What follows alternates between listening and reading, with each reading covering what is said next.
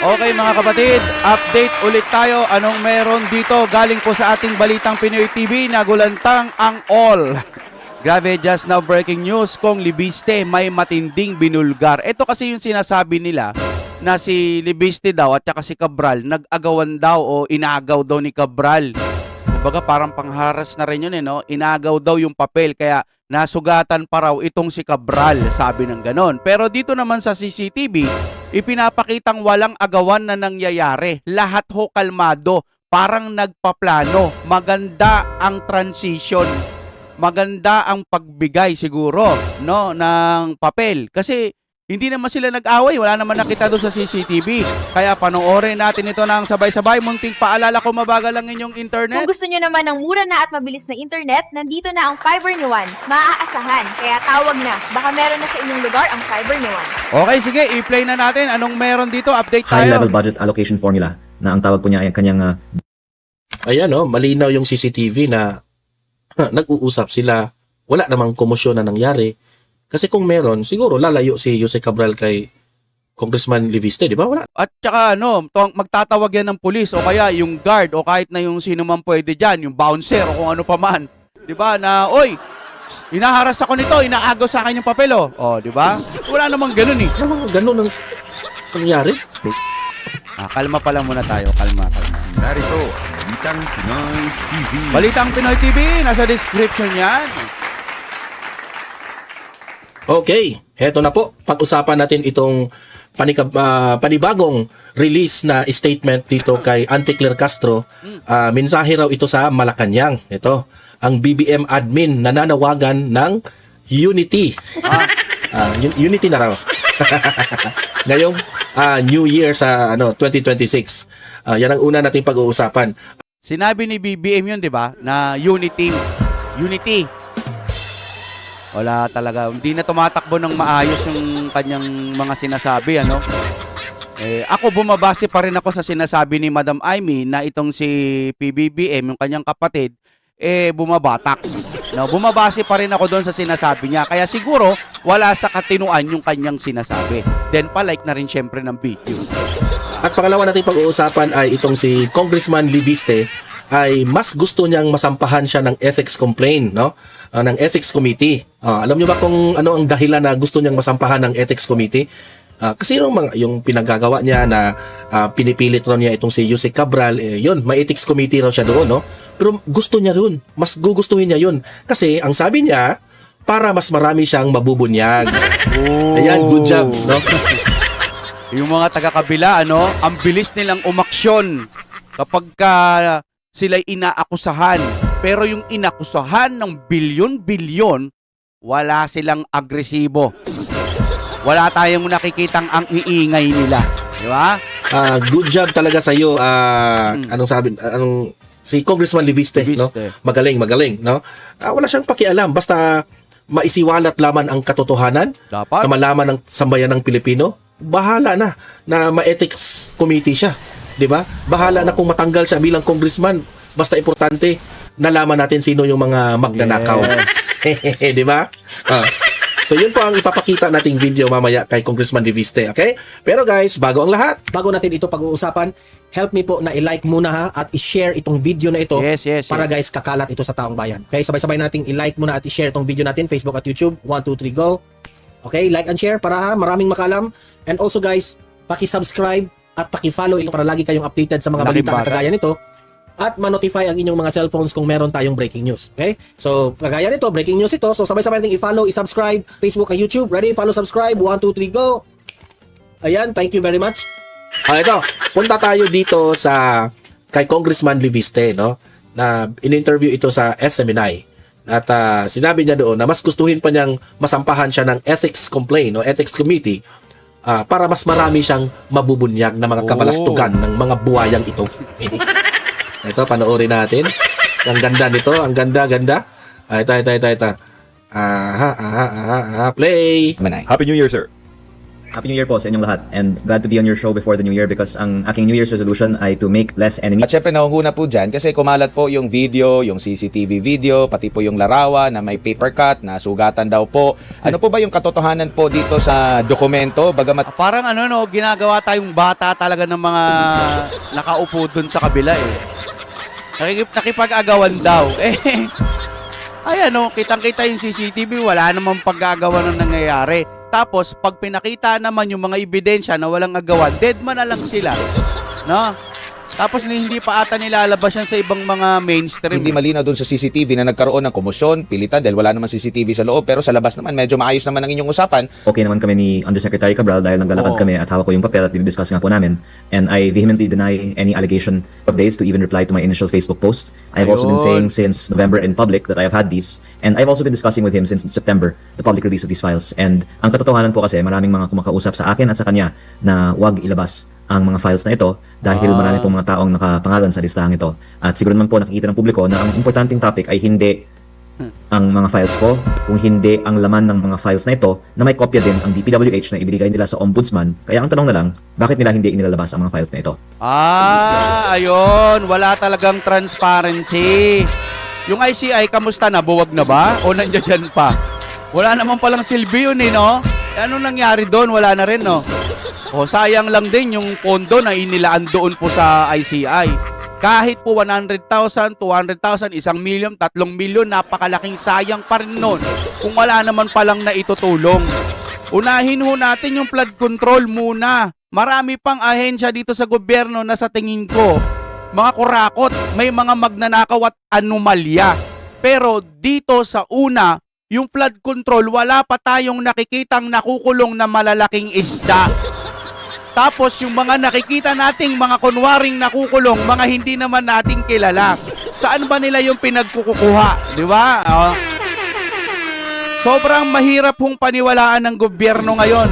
Pakiramdam ko'y punong-puno ng kasinungalingan. Opo, yung insidente na yun, sir, kailan po yun naganap?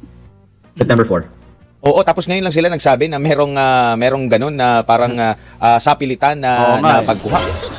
Tama po. Ngayon lang sila nagsabi na may sapilitan kung kailan nagsalita si Libiste. Wow! Sana noon pa, no? Nung malakas yung issue ni Cabral noon.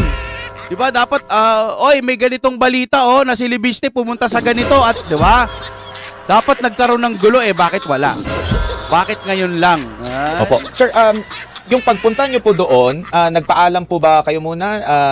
Nagsabi ba or nag-usap ba kayo ni Secretary Tuloy-tuloy Vince na na pupunta ko natin. dun sa opisina, hihingin ko yung kopya or kausap nyo po si Undersecretary Cabral o diretso na kayo pumunta po doon? Nag-set po ako ng meeting through Director Alex Bote sa opisina ni Yusek Cabral. And actually, nung June 11, nandun din po ako to meet Yusek Cabral and binigay niya sa akin yung kanyang high-level budget allocation formula na ang tawag po niya ay kanyang Ayan no, malinaw yung CCTV na nag-uusap sila. Wala namang komosyon na nangyari.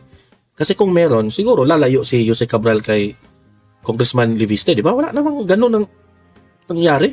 baseline budget managed o BBM formula kung paano na-compute niya yung 401 billion pesos allocable budget per congressional district. Nagsulat din po ako sa kanya a month later asking for the detailed breakdown ng mga budget allocations na ito. At nung na-appoint si Sec Vince September 1, naisip ko na baka kung noon hindi ito ibinibigay ni Secretary Bonoan, mas may chance ngayon. Kaya naisip ko na pupunta that day. And ako po ay nagpapasalamat na nung nandun ako, tinawagan ni Yusek Cabral si Sec Vince kung maaring ibigay sa akin. Tapos nag-call back din po si Sec Vince. At ang sinabi po ni Sec Vince, okay na ibigay sa akin in the spirit of transparency. Sabi ko nga po kay Sec Vince, maganda kung isa publiko natin ito. At sabi niya, oo, isa sa publiko nga niya. Kaya nga po nga din, hindi ito ginawa sa sarili ko dahil ang expectation ko, mas maganda, DPWH ang gumawa. And I believe nung September, mas idealistic pa siguro si Sec Vince, pero siguro marami ng kasing mga napagkasunduan siya in terms of what he can and cannot do to remain in his position. Kasi siya naman po ay nandyan lang at the pleasure of his appointing authority. Kaya wag natin pong sisihin si Sec Vince personally at mahirap po ang kanyang posisyon. Kaya minsan baka hindi siya pwedeng magsalita ng totoo. Mahirap ang kanyang posisyon kasi halikpwet siya sa administrasyon. Alam niyo, sa totoo lang, hindi naman talaga mahirap. Basta magsabi ka lang ng totoo. Ang naging mahirap dito kay Sec Vince, takot siya sa mga amo niya. Opo, meron pong ilan na nagpahayag ng pagkabahala doon po sa sinasabing pinilit daw po ninyo na kunin yung files. Kung ganun po yung mga naging senaryo, meron ba kayong natanggap din na text mula kay Dizon na parang pinapaalalahanan ka bakit ganun yung nangyari? Ganun din si Undersecretary Cabral. Kailan yung last communication po ninyo with Secretary Dizon na bago po yung interviews niya na sinisita nga kayo dahil di umano isapilitan yung kinuha? We are trying to contact him, pero baka wala din siyang magandang sagot kasi nga only every few days siya nakakasagot sa mga katanungan ng media. I think best is kung kaming dalawa humarap lang sa media at palipaliwanag lang namin kung bakit hindi ng DPWH isinasa publiko ito. Pero ang sagot ko ay actually maraming kumuusap sa akin at sa kanya at pwede naming pangalanan lahat ng mga nasa listahan na nakiusap na huwag ilabas ang listahan. Kung hindi po niya aminin yan, lalo kong sasabihin na hindi siya nagsasalita ng totoo. Opo. Mula nung September po, nung pumunta po kayo doon and prior doon, meron kayong usapan na with Secretary Vince. Hanggang sa kasalukuyan, meron po ba kayong pag-uusap in between doon po? Bago po siya nag-abroad? Marami po. After September 4 kasi ang budget hearing sa Kongreso. Tapos, meeting din kami sa labas at sa telepono din. At ako po ay naniniwala talaga na gusto ni Sec Vince ng reforma sa DPWH. Pero tulad po ng yung pagbaba ng presyo, yun po yung isinusulong ko. Tapos, isinulong din niya. Pero nung inayawan ng iba, binalik yung presyo. Diba? Kaya ang sitwasyon po ni Sec Vince ay napakahirap. Pero kaya ko din po yan na bibigyan bilang konteksto. Kaya din, minsan hindi siya pwedeng magsabi ng totoo. Opo. Muli nating linawin, Congressman, kasi ang baka ang intindi ng ating mga kababayan o ilan na pag nandoon yung pangalan mo sa listahan, masamang tao ka na. Once and for all po, pakipaliwanag po, once na nandoon yung listahan, ano bang palatandaan na mayroong something mali doon or hindi mali na maging proponent ka, considering parang yan na yung nagiging kalakaran na magdala ng proyekto ang mga kongresista sa kanilang mga distrito kasi hahanapan din sila ng nakasanayan din ng kanilang mga constituents na pag ikaw si congressman, dapat meron kang proyekto dito sa amin. Ang masama I think is the fact na itinatago.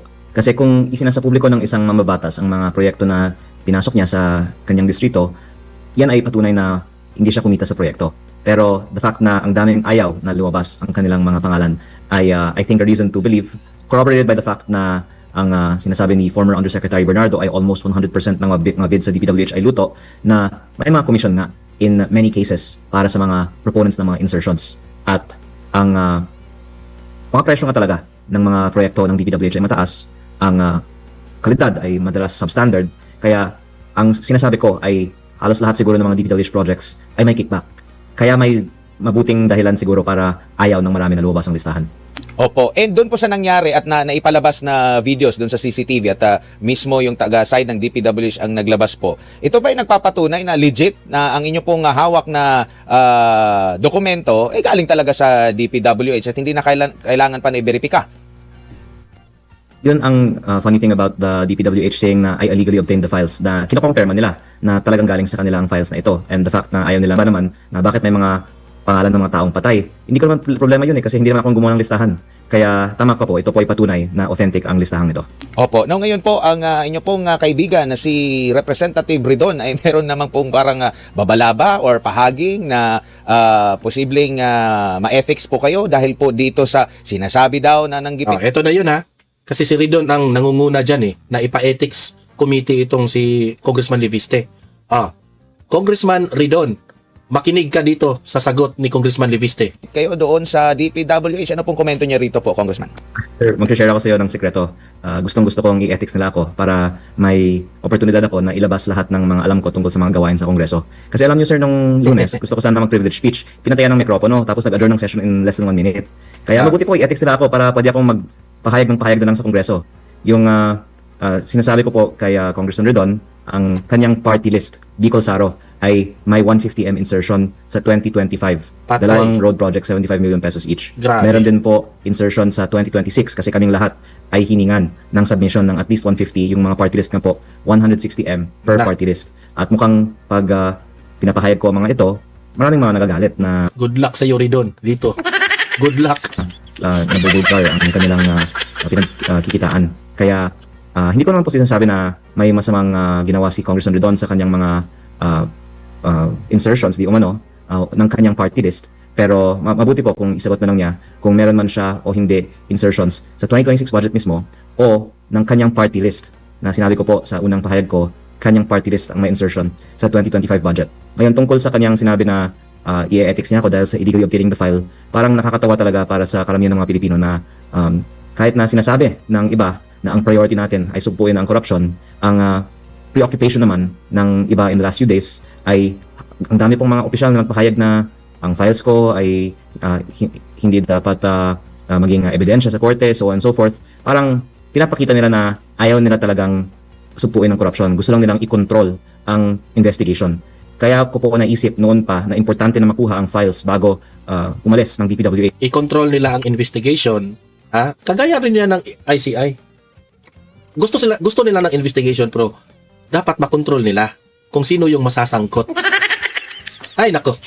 Si Limaong Undersecretary Cabral dahil ang potential for cover-up and for others to alter the files is great. Ngayon, hindi naman paginiwala ng kopya ng files ko kung hindi tugma ng lahat ng ibang mga files. Pero kung maraming mga may kopya ng file, tapos yung file na ilalabas ay iba, pwede nating ngayon i-check and balance kung inalter yung laman ng file.